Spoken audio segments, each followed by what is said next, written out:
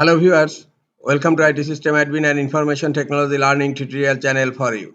Today in this tutorial I am going to show you how to turn off or how to disable Data Execution Prevention DEP on Windows 10 computer.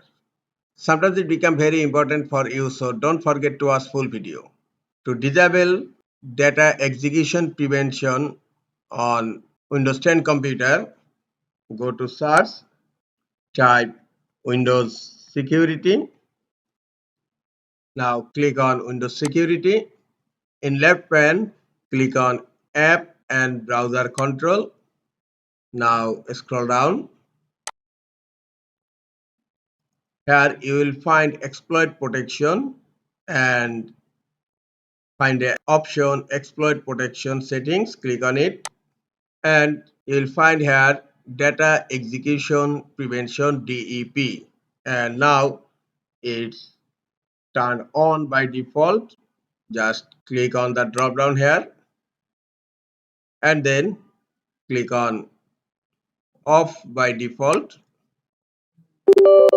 Now click on yes. This change required you to restart the device. Now close Windows Security and you need to restart your computer. Click on Start menu, click on Power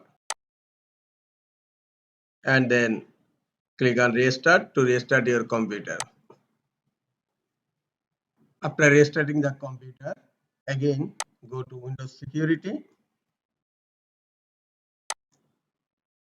click on App and Browser Control, scroll down, click on Exploit Protection Settings, and look, the Data Execution Prevention DEP is turned off by default.